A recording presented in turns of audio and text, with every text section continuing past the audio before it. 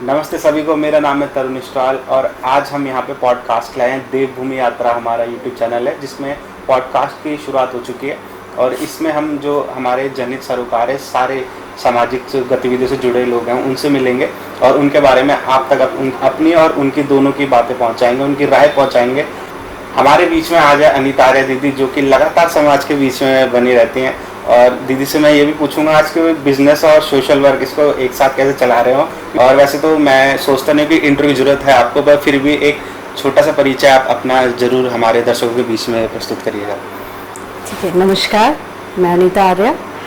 सर्वप्रथम तो मैं आज आपके चैनल को बहुत बहुत बधाई देना चाहूँगी कि आपने अपना भी समय निकाला और इस लायक समझा कि आप मेरा इंटरव्यू कर सकें।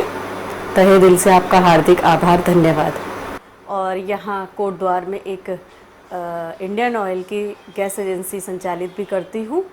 लगभग 16-17 हज़ार कस्टमर्स मेरे यहाँ से जुड़े हुए हैं और साथ ही साथ ये मेरा शौक़ है, पैशन है कि मैं थोड़ा सामाजिक कार्यों में अपनी सहभागिता मेरी रहती है, तो उसके लिए मैं अपने आप को बहुत सौभाग्यशाली समझती हूँ। ये क्वेश्चन मेरा ये भी रहेगा आपसे कि आपको टाइम कैसे मिलता है, क्योंकि जैसा आप बताइए तो 16-17 हज़ार कस्टमर्स हैं आपके, तो उनकी क्वायरीज भी बहुत रहती होगी, कंप्लेन भी बहुत रहती होंगी।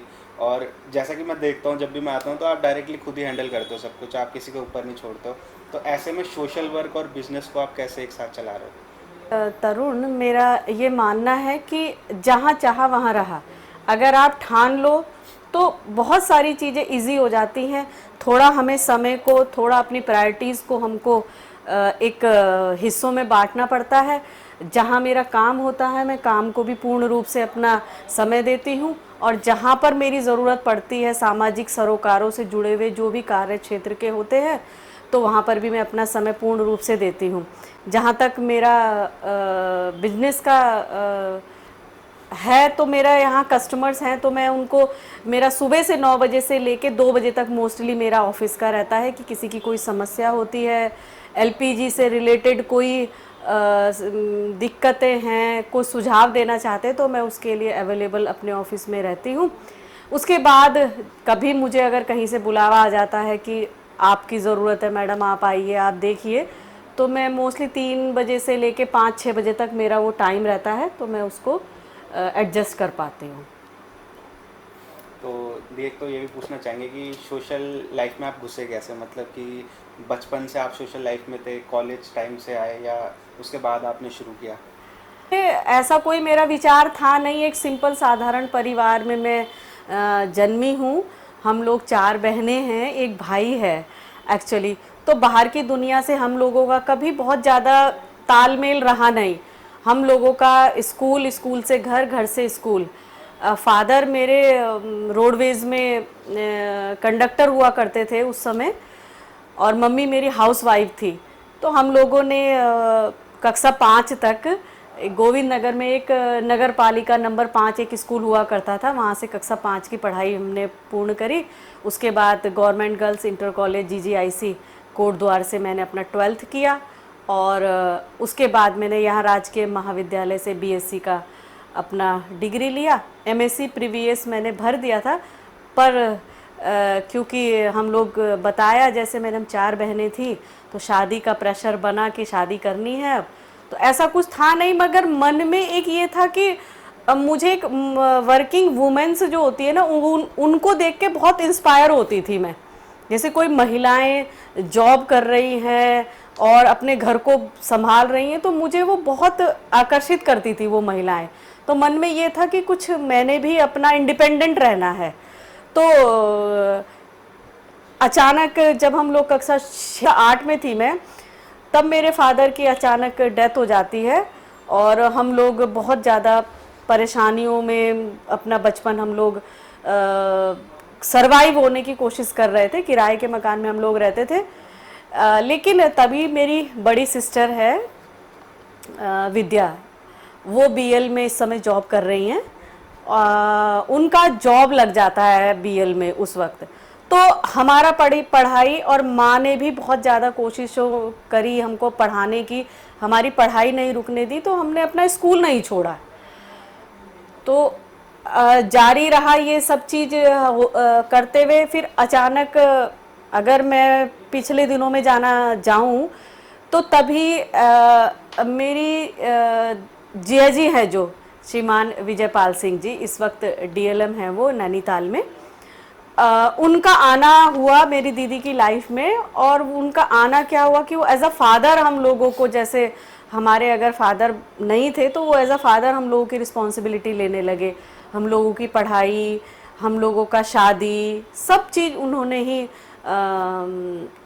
करना शुरू किया। तो ये था कि मुझे फिर एक लाइन हम लोगों को मिल गई।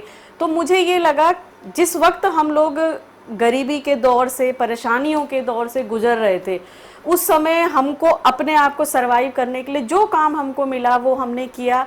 चाहे वो पेपर से लिफाफे बनाने का काम हो, चाहे ट्यूशन पढ़ाने का काम हो, हम लोगों ने अपनी फीस अपने आप भरने का निर्णय लिया।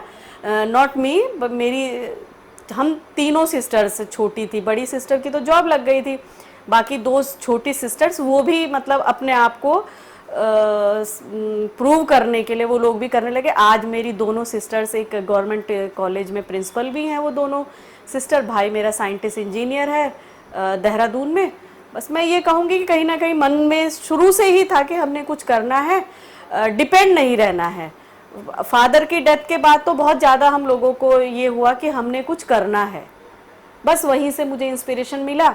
और आज क्योंकि हम लोग सक्षम हैं तो ये लगता है कि हमारे जैसे ही जिस टाइप का हमने जीवन उस समय व्यतीत किया है, शायद और भी फैमिलीज़ इस वक्त और भी बच्चे स्ट्रगल कर रहे होंगे। तो अगर हम उनके कुछ काम आ सकें तो इस सोच के साथ ही मैं अगर किसी को आवश्यकता होती है तो मैं उनके लिए खड़ी मिलती हूँ। दी एक चीज़ ये भी थी कि जैसे आपने बताया आप बीएससी बैकग्राउंड से हो, तो वहाँ से आप पहले बिजनेस में आए हो, और उसके साथ साथ आपका एक पहलू ये भी है कि आप सामाजिक कार्यकर्ता के साथ साथ एक मतलब अपना रुतबा रखने वाली पॉलिटिशियन भी हो, कि अभी कहीं भी जाएंगे तो उनको पता होगा अनीता आर्या कौन है और वो क्या कार्य करती हैं।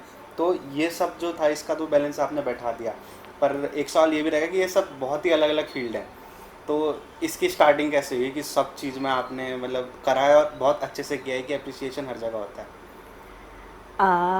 ये बहुत अच्छी बात आपने पूछी है तरुण। मैं ये कहना चाहती हूँ कि जब आवश्यकता होती है, जब ज़रूरत होती है किसी चीज़ की, तो पहलू और इच्छाएं और समय और सब चीज़ अपने हिसाब से ढलता चला जाता है। मैंने बीएससी किया, उसके बाद में जब एमएससी में मैंने एडमिशन लिया तो उसके बाद जस्ट मेरा शादी हो गया था। बल्कि मेरा मन ये था कि मैं एमएससी बॉटनी से कंप्लीट करके और पीएचडी करूं।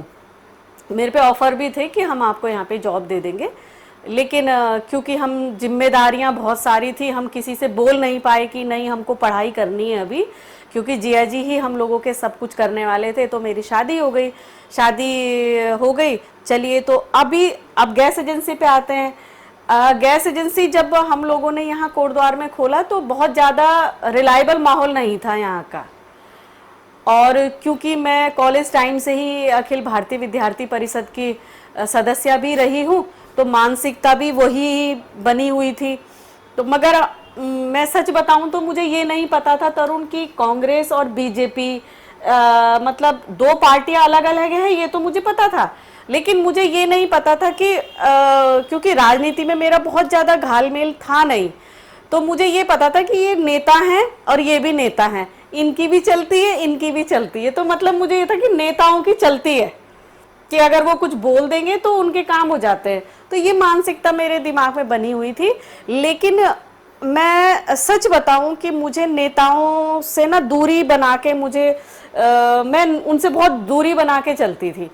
मुझे लगता था कि मैं जीवन में कुछ भी करूंगी लेकिन नेता नहीं बनना मुझे, क्योंकि नेताओं की छवि ऐसी हो रखी थी कि ये कर तो सकते हैं लेकिन ये झूठ बोलते हैं, ऐसे करते हैं वो करते हैं, वादों से मुकरते हैं, ऑल दैट जितना भी टीवी न्यूज़ में हमने देखा सुना। लेकिन क्योंकि जिस वक्त मैंने यहाँ पे काम खोला, अपना गैस एजेंसी का काम खोला, तो इतना आसान नहीं था मेरे लिए सरवाइव करना। गैस एजेंसी का काम अपने ऊपर चल रहा था, लेकिन उस वक्त कहीं ना कहीं कोटद्वार में अराजकता का इतना माहौल था कि आज तो एलपीजी को लेके बहुत सारे रूल रेगुलेशंस आ गए हैं कि आपने गैस बुक करना है, डिजिटल पेमेंट करना है, बहुत सारी चीज़ें। तो इसमें हम ऑब्लाइजेशन हम लोग चाह के भी नहीं कर सकते। बट उस समय क्या था कि छात्र नेता हो, लोकल नेता हो, क्षेत्र पंचायत हो, पंच हो, कुछ भी हो, ये लोग ना गैस एजेंसी के ऊपर हावी होने की कोशिश करते थे। और एक न जाने मेरे अभी बहुत सारी पर्चियां मेरी 10-15 साल पुरानी आज भी मेरे पास रखी है। उन पर्चियों में लिखा रहता था कि 2 सिलेंडर दिलवा दीजिए, फिर किसी में रहता था विधायक ने बोला 4 सिलेंडर उस समय दिला दीजिए। तो वो मेरे समझ में नहीं आता था, मैं बड़ी परेशान हो जाती थी। तो कभी कभी मैं ऑब्लाइज भी कर देती थी उनको, कभी ये भी लगता था कि यार इन लोगों का आए दिन का हो गया। तो जिनका कहना मान लेते थे तो वो कुछ नहीं होता था, बट जिनका कहना हम लोग नहीं मान पाते थे वो किसी ना किसी रूप में अगले दिन कोई एक ऐसा स्कैंडल या ऐसा रचना रचते थे वो, और आके वो ऑफिस में फिर हो हल्ला, ये करना, मार पिटाई और ये सब ये होने लग गया था। बहुत ज़्यादा अराजकता टाइप का माहौल हो गया था। तो क्योंकि हमारे सेल्स ऑफिसर होते हैं, जब घर ऑफिस में कोई हंगामा होता है तो कंपनी लेवल पे भी जाती है कोई बात। तो फिर मेरे सेल्स अफसर हुआ करते थे उस समय, श्रीमान स्वर्ण सिंह जी, वो मेरे पास आए। उन्होंने पहली बार जाने अनजाने मुझे ऐसे बोला कि मैडम आप एक ना पॉलिटिकल पार्टी ज्वाइन करो। मैंने कहा नहीं सर, मैं नहीं कर पाऊंगी, ये सब चीज़ें मेरे से नहीं होगा, मैं नहीं करूंगी। तो वो कह के चले गए, मैं भी अपने काम में व्यस्त हो गई। लेकिन एक दिन क्या होता है कि मेरा भाई धर्मवीर सिंह गुसाई, मैं उसका नाम ज़रूर लेना चाहूँगी यहाँ, वो मेरे पास आए एक दिन और मुझसे बोलने गए कि भाभी जी हम आपको पॉलिटिक्स में लाना चाहते हैं। तो मेरे माइंड में हल्का सा क्लिक हुआ। तो मैंने कहा अच्छा भाई साहब।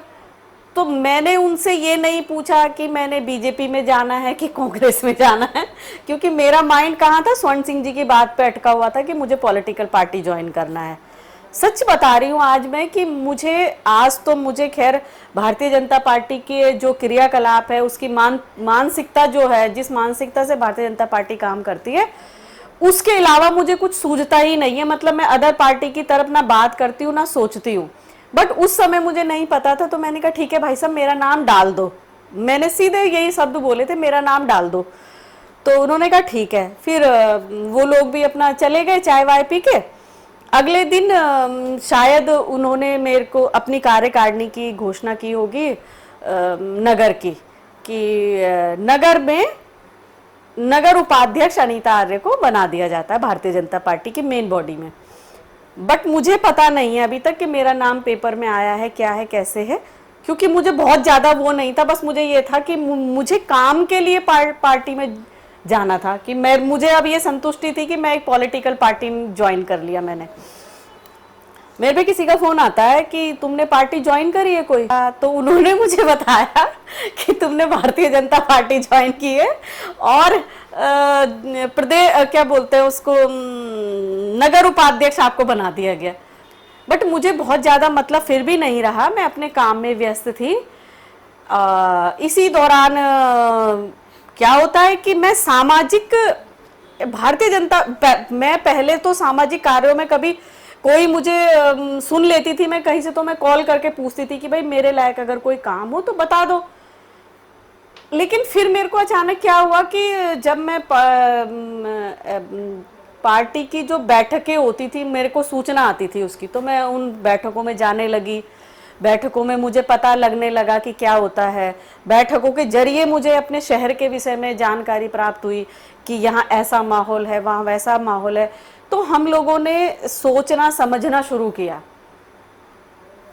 इसी तरीके से बस इंटरेस्ट जागा मेरा और मैं बहुत निष्क्रिय से मैं एकदम से सक्रिय राजनीति में आ गई और फिर मेरा काफ़ी समय राजनीति को जाने लगा।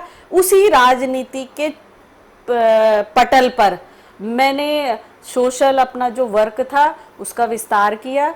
उसी राजनीतिक पटल को लेकर मैं लोगों के पास मिलने जाने लगी और जब मैं मिलने जाने लगी, क्षेत्रों का भ्रमण करने लगी मैं, तो स्वतः ही वहाँ पे मुझे जहाँ मेरी आवश्यकता होती थी और मैं सक्षम होती थी तो मैं निसंकोच वहाँ पर उनकी हेल्प के लिए खड़ी हो जाती थी।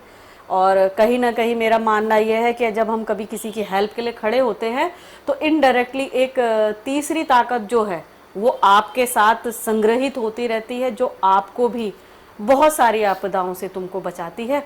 तो अगर मैं उनकी हेल्प के लिए खड़ी होती हूँ तो कोई तीसरी शक्ति भी मेरी हेल्प के लिए ज़रूर खड़ी रहती है। तो खैर ये तो आपने बहुत अच्छी बात करी है। जी। और अभी जैसा आपने अपने बचपन के बारे में बताया और बताया कि आप राजनीति से जुड़ी हुई हैं, तो एक ये भी रहेगा कोई किस्सा आपके पास मज़ेदार, मैं बचपन से रिलेटेड हो या पॉलिटिकल हो, ऐसा कुछ? मुझे तो सिर्फ इतना ही कहना है कि हमारा जैसा बचपन था, हम तो कहते हैं कि एक अगर पेरेंट को खोने के बाद अगर वो पोर्शन निकाल दिया जाए तो मुझे लगता है सबसे बेहतरीन बचपन हमारा रहा। आजकल के बच्चे जहाँ डिजिटल युग में जी रहे हैं, फ़ोन और ये टीवी वगैरह में रहते हैं, हम लोगों के पास दोपहर के समय रस्सी कूद, गिट्टा फोड़, और ज़्यादा अगर शैतानी आ गई तो किसी के बगीचे में जाके हमने शरीफे चुरा लिए, जामुन चुरा दिया, और आम और बेर ये तो हमने इतने चुराए हैं।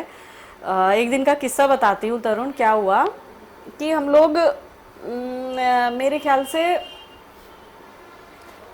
6-7 की बात है ये, तो स्कूल से आने के बाद ना, आज तो बच्चे बिल्कुल गिर जाते हैं स्कूल से आके, क्या आए हम थक गए, हमने बस्ता फेंका, खाना खाया, और इधर उधर सबके जितने भी थे मोहल्ले पड़ोस के सारे इकट्ठे हुए, और आज किसके बगीचे में जाना है। तो यहाँ एक छैला बाबू हुआ करते थे, उनका नाम छैला बाबू था। आज तो कॉलोनियाँ बन गई है उस जगह पे, बट उस समय बहुत बड़ा लीची का बगीचा और जामुन के पेड़ हुआ करते थे वहाँ पे, और आम के पेड़ थे। तो हमने कहा कि आज ना लीचियाँ चुराएंगे। तो हमारा ब्लॉक रहते थे कि आज हमने बेर चुराने, आज हमने शरीफे चुराने। क्योंकि शरीफे के पेड़ कम होते थे तो हम हफ्ते में एक दिन रखते थे कि हमने एक दिन उसके घर में शरीफे चुराने। अभी वो छोटे हैं, एक हफ्ते के बाद वो बड़े हो जाएंगे। तो हमने क्या करा, उस दिन आम चुराने हम लोग गए। हम लोग 5-6 जने थे, मुझे आज भी याद है, डब्बू था, रजनी थी, बहुत सारे लोग, हम किरण, अब तो सब अपने अपने क्षेत्रों में अपना चले गए। तो हम लोग वहाँ गए, तो हमने कहा देखो पकड़ में कोई नहीं आएगा, अगर पकड़ में कोई आ गया तो हम उसे छुड़ाने नहीं जाएंगे। उस इतने में ना, और एक जने को हम रखते थे कि भाई अगर वो मालिक आ गया बगीचे का तो तुमने आवाज़ लगा देनी है। सूचना कहा, मतलब आवाज़ लगा देनी। इतने में ना हमने शुरू भी नहीं करा था आम वो लीचियां तोड़ना, इतने में ना उसने आवाज लगा दी, ठेकेदार आ गया, ठेकेदार आ गया। तो हम ऐसे सरपट भाग तो हम आए, उसमें हमने ये नहीं देखा कि हमारी चप्पलें वहीं छूट गई बगीचे में। अब घर कैसे जाए बिना चप्पल के घर जाएंगे तो पिटाई होगी। बड़े परेशान हो गए हम लोग, शाम तक बैठे रहे, मगर वो ठेकेदार वहाँ से टस से मस नहीं हुआ। बहरहाल हमने ये कहा ठेकेदार के हाथ से पिटने से अच्छा है कि अपने घर में पिट लेंगे। घर गए, घर जाके बहुत बढ़िया से हमारी लाठी डंडों से हमारी स्वागत हुआ, खूब बढ़िया से, मम्मी अब नहीं जाएंगे, मम्मी अब नहीं जाएंगे। ठीक है, तो ऐसा हमारा बचपन रहा। नई चप्पलें मिली, मतलब नई चप्पलें तो 1 महीने तक हमें नहीं मिली। फिर अगले महीने जब मेरे पिताजी को पता लगा कि बच्चों के पास चप्पल नहीं है तो मेरे पिताजी फिर चप्पल लाके हमको दिए। बाकी ये बचपन होना चाहिए ऐसा मेरे ख्याल से। खैर अब तो बगीचे भी कम ही रह गए हैं वैसे उस हिसाब से। हाँ, ये भी बहुत सोचनीय विषय है कि बगीचे इस वक्त है ही नहीं, ज़्यादातर प्लॉटिंग हो गई है। मुझे लगता है कि गवर्नमेंट को इस तरफ ध्यान भी देना चाहिए, है ना। आज हम बोलते हैं कि बंदर आ रहे हैं, बंदर किस लिए आ रहे हैं बताओ। गांव शहर, पहले तो बंदर रहते होंगे बगीचों में ही, इधर उधर कर लेते होंगे, घरों में तो एटलीस्ट नहीं आते थे, बट अब बंदर घर में भी आने लगे। तो इस विषय में भी गंभीरता से सोचने का विषय है ये भी। तो ये तो दी आपका जैसे बचपन वाला किस्सा हो गया एक, और कोई राजनीतिक किस्सा ऐसा कि कोई कॉमेडी का या कुछ ऐसा जिसमें आपको लगा हो कि मैंने गलत ज्वाइन कर ली राजनीति, ऐसा कुछ कोई भी किस्सा हुआ? नो, गलत तो मैंने ज्वाइन नहीं किया। मेरी पार्टी बहुत बढ़िया पार्टी, बहुत संगठन सर्वोपरि की भावना हमने यहाँ से सीखी है। बट मैं एक दिन की बात बताती हूँ कि नए नए हम लोग जब पार्टी में गए थे तो उस वक्त ये था कि नए लोगों को मौका देना है बोलने के लिए। तो मैं माइक पे थी, बोल रही हूँ, मुझे ये नहीं पता था कि मेरी आवाज़ सभी लोग सुन रहे होंगे। तो मैं अपना शुरू करने से पहले, जैसे नहीं होता रनवे पे आदमी चलता है, हेलीकॉप्टर वो प्लेन चलता है, तो तब वो उड़ान भरता है, तो मैं उस वक्त रनवे पे ही थी, तो मैं ना पता नहीं किसी से कुछ कह रही थी, ऐसा कोई कागज था मेरे हाथ में, मैंने कहा पता नहीं कहाँ मर गई, मैंने कहा ये, और ऐसे मैंने बोला, और वो ना पूरी आवाज मतलब ऐसे उसमें, हाँ। अब फिर मेरी फ्रेंड है मानेश्वरी, उसने कहा भाई क्या कर रहे हो तुम, मतलब जो भी उसने मुझे समझाया। फिर उसके बाद मैं थोड़ी कॉन्शियस हो गई माइक पे कि मुझे संभल के बोलना है, ये सब चीज़ें हैं। बाकी भारतीय जनता पार्टी में आना मेरे लिए बहुत सौभाग्य की बात रही, और मुझे गर्व होता है कि मैं एक राष्ट्रीय पार्टी की छोटी सी सदस्य हूँ, और उसके बैनर के तले अगर मैं किसी के हितों में सहयोगी अगर हो पाती हूँ तो मेरी बहुत सौभाग्य की बात है। ये तो खैर जी अपनी वो है। प्रदी मैं ये पूछना चाहूँगा, जैसे कि आप पॉलिटिकल रहते हो, एक्टिव सोशली भी आप रहते हो, तो अभी बहुत हीटअप है अभी, क्योंकि नगर निगम चुनाव आने वाला है दोबारा, और उसमें सभी लोग दावेदारी कर रहे हैं, तो क्या हम आपको भी एक दावेदार मान सकते हैं उसमें कि अनीता आर्य भी मेयर पद की दावेदार है? जी बिल्कुल, मैंने भी अपनी दावेदारी की हुई है, और बाकी तो संगठन जो भी चाहेगा,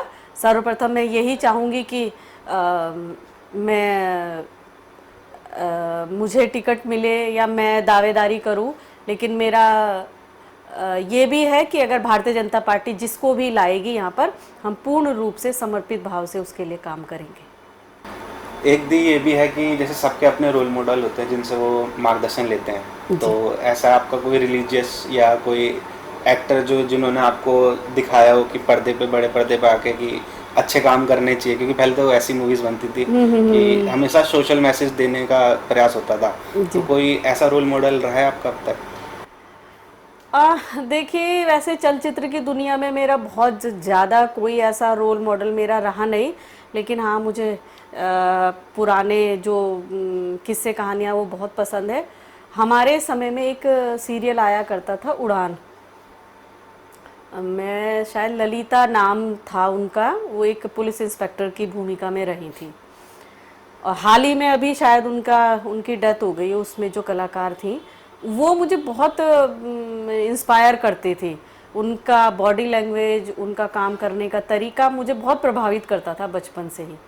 तो मैं चाहती थी कि जैसे ये पुलिस में रह के, क्योंकि फिजिक हम लोगों का ऐसा है नहीं, हाइट छोटी है, तो पुलिस में जाने की कभी सोची नहीं, लेकिन हाँ ये था, उनको देख के ये था कि हमने भी जनहित के कार्यक्रमों में और ऐसी भावना के साथ हमको आगे बढ़ते रहना है।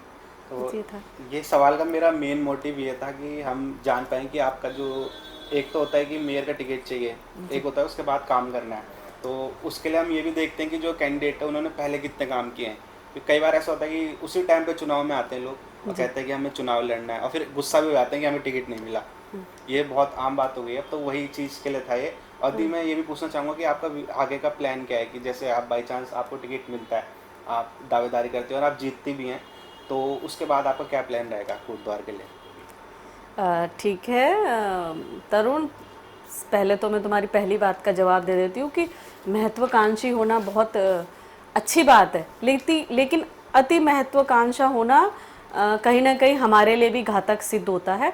हम भारतीय जनता पार्टी के सिपाही हैं, हम अपने लिए सर्व कोशिश कर रहे हैं, अगर हमारे को नहीं होता है तो पार्टी जो भी निर्णय लेगी सोच समझ कर ही लेगी, तो हमको निस्वार्थ भाव से फिर उसके पीछे लगना चाहिए। ये नहीं है कि भारतीय जनता पार्टी ने हमको टिकट नहीं दिया तो हम किसी दूसरी पार्टी की तरफ रुख कर ले। मेरा मानना मैं बिल्कुल भिन्न है मेरा इन चीज़ों से, और ऐसी मानसिकता रखनी भी नहीं चाहिए। खैर देखो, मेरा हमेशा से कहना यह है कि जो काम होता है ना, काम कभी नहीं मरता, कभी भी नहीं मरता, अच्छा काम भी नहीं मरता, बुरा काम भी नहीं मरता। बुरी आदतें, बुरी चीज़ें जीवन पर्यंत तुम्हारा पीछा करती हैं, ऐसे ही अच्छी जो आदतें हैं वो भी हमारे साथ साथ हमारे परिचय के साथ चलती हैं। अगर आज अनीता आर्य का जिक्र चलता है कहीं, तो अनीता आर्य के जिक्र के साथ साथ वो ये तो बोल सकते हैं कि थोड़ा तेज है महिला या एकदम से गुस्सा करेंगी, लेकिन वो भी क्या है, वो मेरे काम की ज़रूरत है, मेरा बिहेवियर मेरे काम की ज़रूरत है, ठीक है। लेकिन अनीता आर्य बहुत अपनी पार्टी के लिए, अपने लोगों के लिए बहुत ही लॉयल और कर्तव्य निष्ठ है कि मुझे अपनी पार्टी के अलावा और कहीं नहीं जाना। टिकट मिल जाता है तो बहुत अच्छी बात है, नहीं मिलता है तो जो जिसको भी मिलेगा हम उसके साथ कंधे से कंधा मिला के काम करेंगे। ये तो आपका पहला। दूसरी बात का जवाब मैं ये देना चाहती हूँ कि यदि संगठन मेरे ऊपर विश्वास दिखाता है और हाँ, मुझे कहता है कि तुमने चुनाव लड़ना है, तो मेरी पहली प्राथमिकता कोटद्वार के विकास के लिए ही होगी। सर्वप्रथम तो जो हमारे शहर कूड़े के ढेर हमारे यहाँ शहरों में जगह जगह लगे हुए हैं, उसका निस्तारण की एक पुख्ता और एक मजबूत एक प्लानिंग के तहत हम लोग उसमें काम करेंगे। साथ ही साथ कूड़ा कौन करता, कूड़ा आप और हम लोग ही तो कर रहे हैं। अगर हम उनको प्रेरित करें, उनको जगह जगह नुक्कड़ नाटक के जरिए उनको बताएं कि हमने कूड़ा जगह जगह नहीं फेंकना है, हमने एक जगह इकट्ठा करना है, उसको उठाने की जिम्मेदारी नगर निगम की है, वो जैसे भी उठाएगा वो उस करना है। हमने हर वार्ड में शिकायत सुझाव मत पेटिका जो पत्र पेटिका होती है वो हम अगर मुझे मिलता है मौका तो हम वो कोशिश करेंगे वो लगाने की। साथ ही साथ नगर निगम की भी जो लायबिलिटी है, चिकित्सा, स्वास्थ्य, महिला सुरक्षा, इन सभी मुद्दों को लेके हम लोग आने वाले हैं। ये जैसा आपने बताया बेबी महिला सुरक्षा के बारे में, तो अभी बीते कुछ समय में बहुत केसेस हुए हैं ऐसे जिसमें हमें खुद भी लगता है कि महिलाओं की सुरक्षा वाकई अभी बहुत एक सीरियस मुद्दा हो चुकी है। तो इस पे आपका कोई पक्ष है इस बारे में? बिल्कुल, बहुत सही बात तरुण तुमने बोला है। मैं पिछले 3 दिन से वास्तव में ही सो नहीं पाई हूँ। मैं पश्चिम बंगाल की जो घटना अभी कुछ दिन पहले बीती है, पहले तो वहाँ की सरकार, वहाँ क्या सरकारें, मुझे ऐसा लगता है कि 90% सरकार ही दोषी होती है कहीं पर भी अगर इस तरीके से अगर कोई घटना घट जाती है। कब तक हम ये सिर्फ मात्र एक स्लोगन रहेगा कि हमने बेटियों की को सुरक्षा देनी है, बेटी पढ़ाओ बेटी बचाओ, बहुत अच्छा स्लोगन है। और बेटी पढ़ भी गई, वो डॉक्टर थी वो बच्ची जिसके साथ पिछले हफ्ते बलात्कार हुआ, कितना निर्मम तरीके से उसकी हत्या कर दी जाती है। मुझे लगता है कि बलात्कार की सजा इतनी भयंकर, इतनी विभत्स होनी चाहिए इन लोगों के लिए कि इनके 7 जन्म भी अगर ये लें तो इनको याद रहे कि हमने किसी महिला के साथ दुराचार नहीं करना। 90% अगर सरकार की नाकामी है तो मुझे ऐसा लगता है कि 10% में हमें भी अपने बच्चों को, अपने बेटी, अपने बेटों को ऐसी उनकी मानसिकता उनको ऐसी भर देनी चाहिए कि बेटी अगर तेरे को कोई छू रहा है तो तुम डरो मत, उस समय तुम मुकाबला करो, उस बिल्कुल छुपाओ नहीं। और बेटे को भी इतना बताओ कि ये जो सड़क पे जा रही है लड़की, उसकी इज्जत करना तुम्हारा पहला धर्म है। अगर वो दिक्कत में है तो तुम्हें हेल्प उसकी करनी है। बेटों को भी परिपक्व करो इन सब चीज़ों के लिए कि उसकी नज़रों का कैसे उसको बात करनी है महिलाओं के साथ, कैसे उसने महिलाओं को ट्रीट करना है। लड़कों को भी समझाने का इस वक्त बहुत बड़ा मुझे लगता है योगदान घर वालों का होना चाहिए।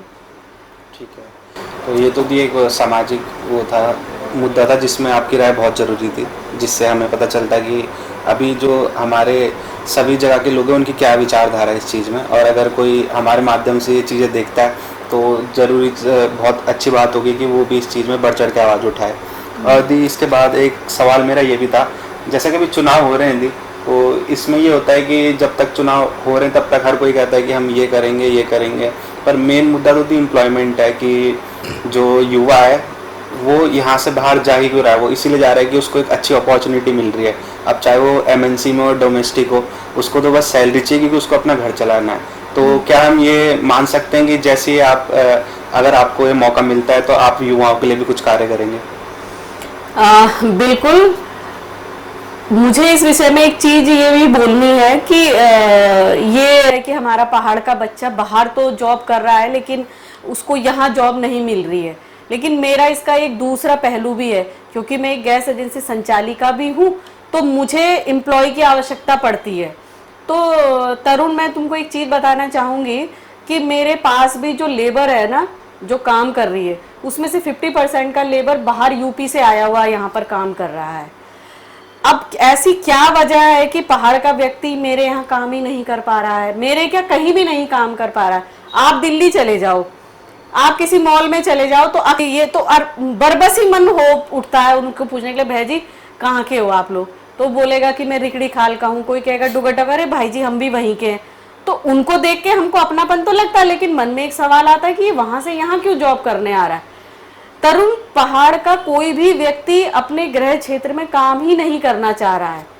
एक बात ये तो 4th क्लास की बात हो गई। दूसरा, एक तुम कह रहे हो कि अनएम्प्लॉयमेंट जो हो रहा है, हाँ इससे मैं कहीं ना कहीं इत्तेफाक जरूर रखती हूँ कि मुझे ऐसा लगता है कि कोई एक बड़ी यूनिट यहाँ पर खुल जाए जिससे कि एम्प्लॉयमेंट का भी थोड़ा सा समस्या कम हो जाए। अब हर किसी को सरकारी जॉब तो मिल नहीं सकता, तो मेरा बीच में कोशिश ये रहा था कि यहाँ पर एलपीजी बॉटलिंग प्लांट खोलने का एक प्रोजेक्ट पारित हुआ था इंडियन ऑयल की तरफ से। मैंने उसके लिए थोड़ा सा कोशिश भी की थी, लेकिन उस समय मैं पॉलिटिकली इतना स्ट्रांग नहीं थी किसी से बात कर सकूं, तो मैंने एप्लीकेशन यहाँ वहाँ डाली थी, लेकिन उसका कोई बहुत ज़्यादा परिणाम मुझे मिला नहीं। मुझे लगता है कि अगर एलपीजी बॉटलिंग प्लांट यहाँ खुलता तो बहुत सारे लोगों को डायरेक्टली इनडायरेक्टली लाभ भी मिलता। तो अभी वो ठंडे बस्ते में है, तो मैं कोशिश ज़रूर करूँगी उसके लिए। और कहीं ना कहीं वर्तमान सरकार, जो हमारी सरकार हो या जो भी हो, मुझे ऐसा लगता है कि 1-2 यूनिट कोटद्वार में ऐसी खुलनी चाहिए, चाहे वो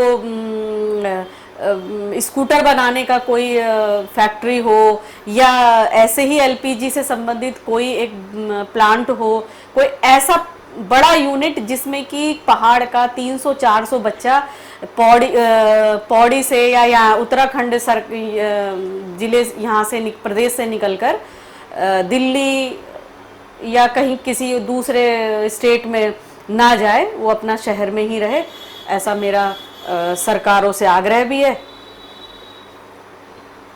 जी, ये तो मतलब ऐसी बात हो गई ना कि हर कोई अपने एजुकेशन के हिसाब से ही जॉब चूज करता है। तो जैसा किसी का बीएससी हो रखा है, एमएससी हो रखा है, तो वो ऐसे मतलब लेबर वाले वर्क नहीं करता है। बेसिकली उसका रहता है या तो टीचिंग में चले जाएगा। ठीक है। जैसे आपने बताया कि आप ट्यूशन पढ़ा रहे थे। हाँ। ऐसे ऑप्शंस की बात कर रहा हूँ मैं कि इसमें गवर्नमेंट क्या कर सकती है जिससे आपको लगता है कि जो अनएम्प्लॉयमेंट सही में हो रहा है, क्योंकि अनएम्प्लॉयमेंट हो क्यों रहा है, क्योंकि एजुकेशन बहुत ज्यादा हो गई है। अब हर तीसरे इंसान के पास बीए, बीएससी, बीकॉम है। तो इस चीज को ऊपर था मेरा कि इसमें आपको क्या लगता है कि कुछ जैसे रोजगार मेले होते हैं, तो उसमें आपको ऐसा लगता है कि बहुत सारे रोजगार मेले भी हो सकते हैं लगातार, 1-2 नहीं, साल के 4-5, तो उसमें आपका क्या वो रहेगा योगदान? बिल्कुल बिल्कुल बिल्कुल, बहुत अच्छी बात तुम बोल रहे हो। रोजगार मेला के तहत हम लोगों को भी और ये हमारी सरकार को भी इस विषय में सोचने की आवश्यकता है। जैसे कि हमारी वर्तमान जो हमारी विधायिका है श्रीमती ऋतुभूषण खंडूरी जी, वो मेरे ख्याल से साल में एक बार रोजगार मेला जरूर लगाती हैं और कम से कम 1-1.5 हजार लोग पंजीकृत भी होते हैं और 100-200 बच्चों की वहाँ जॉब भी लगती है। और दूसरी रही बात, जैसे बच्चे देखिए गवर्नमेंट जॉब जो होते हैं वो ऑल इंडिया बेस पे निकलते हैं अब, तो उनको कोई भी भर सकता है, उसके लिए तो कोई भी एलिजिबल है, चाहे वो पौड़ी गढ़वाल का हो चाहे कहीं का भी हो, है ना। साथ ही साथ जैसे मैंने अभी कहा कि कोई एक ऐसी केंद्र सरकार हो या प्रदेश सरकार हो, कोई एक ऐसा यूनिट कम से कम कोटद्वार क्षेत्र में खोले कि बच्चा यहाँ से दूसरे स्टेट को क्रॉस ना कर सके, वो यहीं पे रुके, उसको एम्प्लॉयमेंट, उसको काम रोजगार यहीं के संस्थानों में मिले। तो एक लास्ट सवाल है दीदी हमारा, जो मैंने आते ही आपसे पूछा भी था कि जैसे कि आप अभी काम कर रहे हो, आप बहुत एक्टिव हो इन सभी क्षेत्रों में, एक टाइम ऐसा आता है जब हर कोई सोचता है कि अब अपनी पर्सनल लाइफ पे ध्यान देना है, अब बहुत पॉलिटिकल काम हो गए, बहुत सोशल काम हो गए। सोशल काम तो खैर नहीं छूटते, जो सामाजिक व्यक्ति होता है, पर अब बिजनेस से भी आराम देना है। तो उसके बाद क्या सोचते हो कि लोग आपको कैसे जाने उसके बाद, मतलब आपके लिए उनकी क्या धारणा हो? वैसे एक बात बताऊं कि नेता लोग और सोशल वर्क, ये दोनों ही लोगों को कभी रिटायरमेंट नहीं मिलता।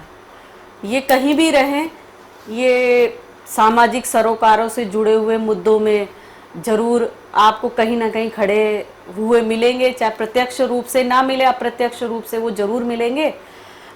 मुझे ऐसा लगता है। और रिटायरमेंट की जहाँ तक बात है तो मैं यही कहूँगी कि काम जो है, काम तो ये चलता ही रहेगा, लेकिन मैं ये चाहूँगी कि मेरे बाद भी और जब तक मैं रहूँ मुझे इस तरीके से याद किया जाए या मुझे इस तरीके से बोला जाए कि हाँ, जब उनको फ़ोन किया, जब उनको बुलाया, वो आई हैं। और आज भी अगर हम उनको फ़ोन करते हैं तो खुद ना आ पाती हो, मगर वो अपना एक प्रतिनिधि ज़रूर मैं वहाँ पर भेजूँगी उसके लिए, और यथासंभव जो मेरे लायक होगा मैं कोशिश फिर भी करती रहूँगी जीवन पर्यंत। ठीक है दी। धन्यवाद। तो आज के इस पॉडकास्ट में हमारे जो सारे मेन क्वेश्चंस थे वो हमने कवर कर दिए हैं। अब हमारा अगला पॉडकास्ट रहेगा, उसमें भी हम जल्द नए किसी सामाजिक व्यक्ति से जुड़ेंगे। आपने आज हमें बहुत मौका दिया है, आप अपने बहुत बीच में बहुत आने का। धन्यवाद तरुण, और बहुत बहुत धन्यवाद। आप लोगों को भी हम कहना चाहेंगे अधिक से अधिक इस वीडियो को शेयर करिएगा अपने साथियों के साथ। और धन्यवाद आप सभी का बने रहने के लिए। धन्यवाद।